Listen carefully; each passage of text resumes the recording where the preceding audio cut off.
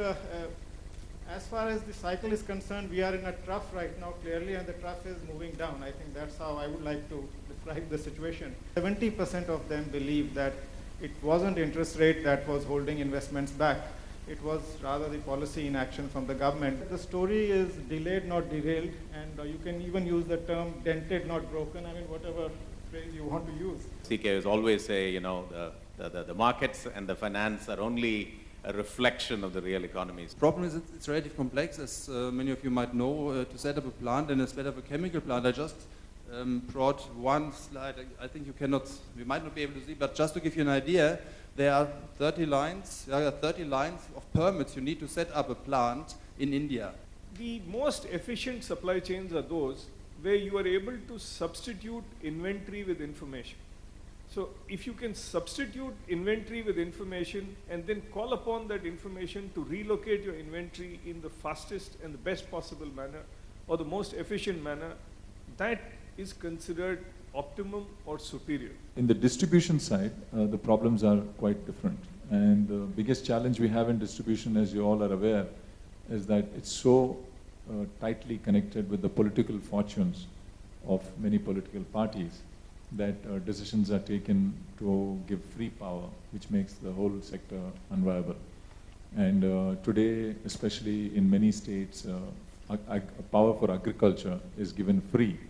And that's causing all kinds of problems. And the problem is that since it comes free, people tend to overuse it. But as a country, we have not even, I think the last time we spoke about energy security as a nation is in the year 2000.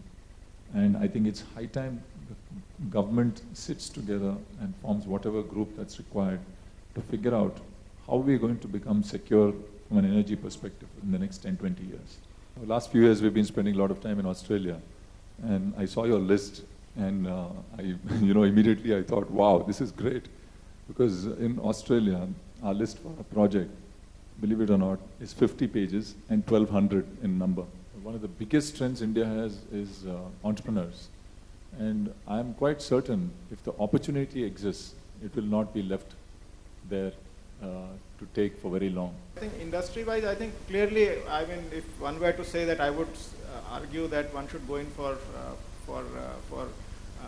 labor-intensive, because that's how you will give them employment. But I think currently you need a policy transformation for that. What the Indian corporate sector has been doing is, and rightly so, is that because of stringent labor laws, there have been, there is a tendency not to grow beyond a certain size in the formal sector. As far as India is concerned, it's a great innovation. If you look at the way in some of the cold chains, the material handling equipment that is used, it is very unique and Indian in design.